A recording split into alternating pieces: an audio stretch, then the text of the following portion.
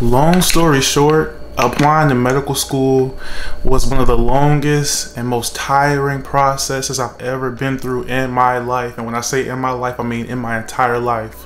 But it was also very rewarding, as I ended up getting 7 different interview invites and 5 acceptances. And so I'm going to talk a little bit about how that process went, applying, doing primary applications, the secondary applications, which were a lot of essays, and then going through my interviews, which were virtual this year. And I'll talk a little bit about that later, and how that actually, played a large role in me actually applying this year. And so just want to share some tips with you all, some advice that, I wish that I would have had during the process, and just give you some hope for the process, and just, share a little bit about what the process is, so that you don't go in, not really knowing what's happening as I once did.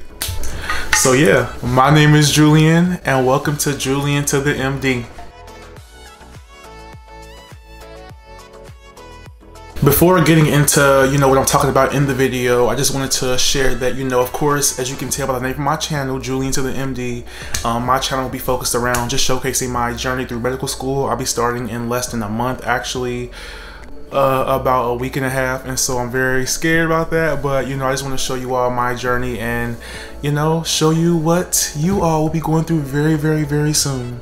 So of course, as you should know by now, if you're applying for this cycle, or maybe even the next application cycle, the first step of the process is the primary applications. And that's just the application. It's the general application, kind of like the Common App for undergraduate, where you just give them all of your background information and then write a personal statement, which is a very, very, very important part of your application. And so I ended up applying probably a month after the application actually opened last cycle. That was for a few different reasons, but the main reason was because of my Mcat score, which I talked a little bit about in my last video, how I got into medical school with a 505 Mcat. But basically, I wasn't going to apply to medical school because I was so disheartened by that score, and I didn't think that, I would get into any medical schools with that score, because we always hear, oh my gosh, you need a 528 to get in, a 520 at least to get into medical schools, which isn't true, as you can see by my case and many others. And so one random night I ended up applying to medical school. I started my primary application at 2 a.m. one night. I just got the courage to get up and do it. I said, all they can do is say no, and then I could just try again next year. But what's better than one application cycle? 2. And so if I didn't get in, I would have, learned, what I did wrong in that year, what I could do better to make my application better. And so I ended up just go ahead and applying, and thank God I ended up getting 7 interview invites. And so in terms of the secondary applications, they all came very, very, very quickly after my application had gotten verified, because as you'll soon learn, or as you have already learned from going through this cycle, once you send in that primary application, you have to wait a very, very, very long time to get your application approved, simply just because they have to make sure that everything on your application is verified, including your courses, your grades, and all of that. And so that's a really important part of their screening process. And so in terms of the secondary applications, there are some schools that actually will go ahead and send those secondary applications as soon as your application is verified. And then there are other schools who actually do a primary screening process, in which they screen you for, I guess, grades and your Mcat scores, because there are some schools that unfortunately do have cutoffs. And I did not apply to many of those schools because my Mcat score was so low. As I stated, it was a 505, and so as you can probably imagine, I would have been disqualified from pretty much all of the schools that had those cutoffs. And so I made sure I researched that before going to the process, and I did not apply to any schools that had that cutoff, because many of them were about 515, 514, and my score was nowhere near that, and I didn't want to waste my money And so you can get where I'm coming from with that. And in terms of the school types that I apply to, because of course you all know that there are MD schools and there are DO schools. And so regardless, you will become a physician. You will become a practicing physician, whichever route you go through. But I decided to just apply to all MD schools for numerous reasons, which I will probably get into a different video, because I have a couple of different points to share about that. There is a stigma against DOs, which, you know, may be valid, may not be valid, but regardless, I have seen plenty of MD doctors and plenty of DO doctors be amazing, and sometimes not amazing. So it just depends on, you know, what route you want to take and what route is better for you. Sometimes, you know, that DO route is better for some people, because many of those schools actually have lower MCAT cutoffs and lower GPA requirements, and just lower averages in general. And so it gives those who didn't necessarily have the best college academics a chance to still become a physician when those MD schools overlook them for, you know, not having the best academics. And so I'll get into that in a different video. Also, because I apply so sporadically, like when I say sporadically, I apply very sporadically, I didn't realize that the Texas schools had a different application. And I know you're probably saying, sir, you should have known that. But when I tell y'all I had given up, so I didn't really realize until it was time to put the medical schools into AMCAS. That's when I figured out that Baylor was not coming up. And so, you know, I ended up just not applying because it was already, you know, too late in my eyes in the application process, and I still had some amazing schools on my list. And I'll go ahead and read off some of those schools to you all. I'm just looking down at my laptop because I cannot remember all of these by heart. I applied to 20 different MD schools. So I'm just look down for a quick second, but I applied to Case Western, Duke, Emory, George Washington, Indiana, Meharry, Northwestern, NYU, Brown, Tufts, U Chicago, U of I, Maryland, Minnesota, North Carolina, Chapel Hill, Pittsburgh, UVA, Vanderbilt, VCU, and then Yale. And so as you can see, I had like a wide variety of different schools. When applying, even though I applied very sporadically, I still made sure that I had a decent bit of schools that had lower average MCAT scores and lower GPAs, and I did that through MSAR just to make sure that, you know, I had the best possible chance of getting in. You know, I had confidence that, you know, I could be able to get into some of the schools that had the higher averages and things like that. But when you're going through this process and spending all of this money and all of this time crafting your application to be, you know, the best applicant possible, that takes a lot of work. And so it's always the smartest decision to make sure that you are giving yourself the best possible chances. You know, I'm the type of person, reach for the stars, please reach for the stars always, but be reasonable with yourself, and, you know, don't allow your optimism to cause you to make unreasonable decisions. You know, in my eyes, it's not reasonable to apply to all reach schools, even though what medical school isn't a reach, honestly.